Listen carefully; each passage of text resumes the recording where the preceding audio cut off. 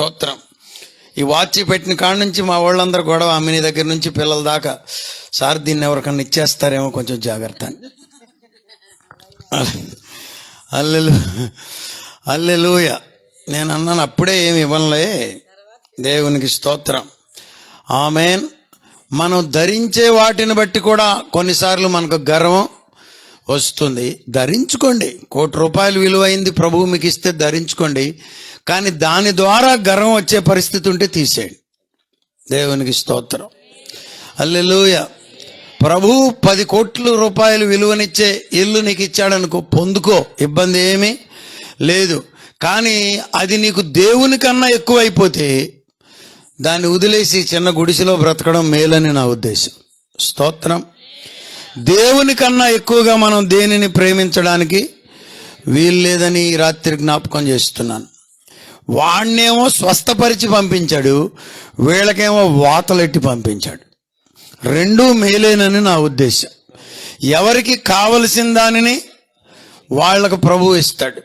ఈ రాత్రి క్రైస్తవులకు ఒక వర్తమానం, దేవుని పిల్లలకు, నాకు, మాకు, మనందరికి వర్తమానం ఏంటంటే, దేవుడు మనల్ని పొగిడినా పడదాం, చెప్పండి, తిట్టినా పడదాం. స్తోత్రం. ఆయన మనల్ని సన్మానించినా పడదాం, కొన్నిసార్లు అవమానించినా, సరిచేసినప్పుడే అవమానం కలిగేది ఒక. దేవునికి స్తోత్రం. ఎక్స్ట్రాలు చేస్తున్నాను అనుకో, నేను కూడా కింద పడేసి కాలు ఇరిసి అక్కడ కూర్చో అన్నాడు అనుకో, అప్పుడు ఎట్లా ఉంటుంది? ఇక అదిగో పరిశుద్ధరాజు గారు అంటే ఎవరు అన్నారు అనుకో, అదిగో కుంటుకుంటూ వస్తున్నాడు చూడండి, ఆయనే అంటారు. యేసు రక్తమే. ఎట్లయినా ఏది ఇచ్చినా ప్రేమతో పొందుకోవడం మంచిది. దేవునికి స్తోత్రం. ప్రభువు చేత సరిచేయబడ్డప్పుడు ప్రేమతో తీసుకోవాలి. ఆమేన్. అప్పుడు మీరు దీవించబడతారు, అప్పుడు మీరు ఆశీర్వదించబడతారు, అప్పుడు మీరు కృపనొందుతారు, అప్పుడు మీరు పైకెత్తబడతారు. దేవునికి స్తోత్రం. రాజబాబాయ్ గారితో ప్రభువు ఇలా మాట్లాడారంట, ఒకప్పుడు నీవు కొద్ది మందికే కనబడ్డావు, ఇప్పుడు నేను నిన్ను ఎత్తుకున్నాను, అందరికీ కనబడుతున్నావు అన్నారట. ఆమేన్. నిన్న కూడా పాస్టర్ గారు, నిన్న కూడా ఒక ఫ్యామిలీ బిడ్డలు వచ్చారు. వాళ్ళు అయ్యగారు పాట, గూడులేని మోడునైతి తోడు నీవేసయ్యా, నా నీడ నీవయ్యా యేసయ్యా,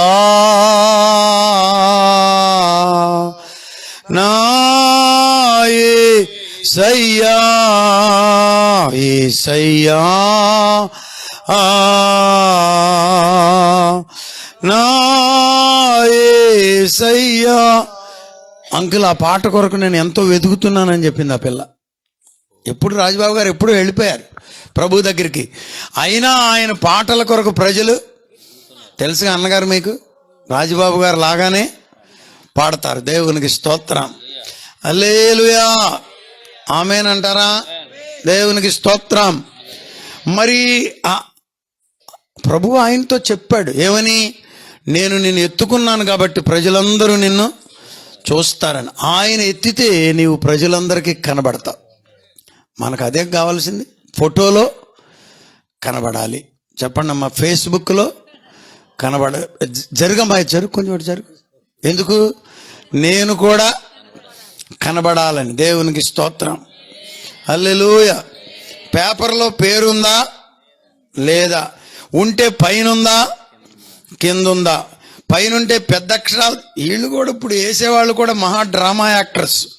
ముందేసిన వాళ్ళ ఫోటో చిన్నగా వేసి, మధ్యలో వేసిన వాళ్ళ ఫోటో పెద్దగా వేస్తున్నారు. వాళ్ళ బాధలో వాళ్ళే. అంటే వాళ్ళు కూడా కన్ఫ్యూజ్ చేయటం అన్నమాట. ఈయనో పెద్ద, ఈయనో పెద్ద, ఈయనో పెద్దో తెలియకుండా. కొన్నిసార్లు బాగా పెద్దోళ్ళనేమో చివరేసి చిన్న చిన్న వాళ్ళేమో ఇటు నుంచి లాక్కొస్తున్నారు.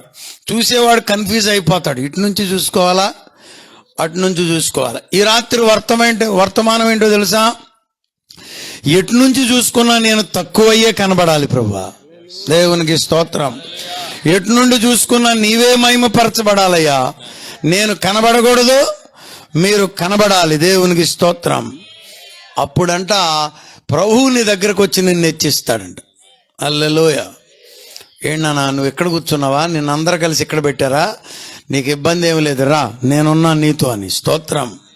హల్లెలూయా, ఆమేన్. అవ్విధంగా ప్రభువు మిమ్మలను హెచ్చించునుగాక, ఆ విధంగా ప్రభువు మిమ్మలను ఘనపరచునుగాక. 2026లో ప్రభు కృపలో మీరు ఘనపరచబడుదురుగాక. ఆయన నామ మహిమార్థమై మీరు హెచ్చించబడుదురుగాక. ఆయన కృపను బట్టి మీరు అనేకులలో కనబడుదురుగాక.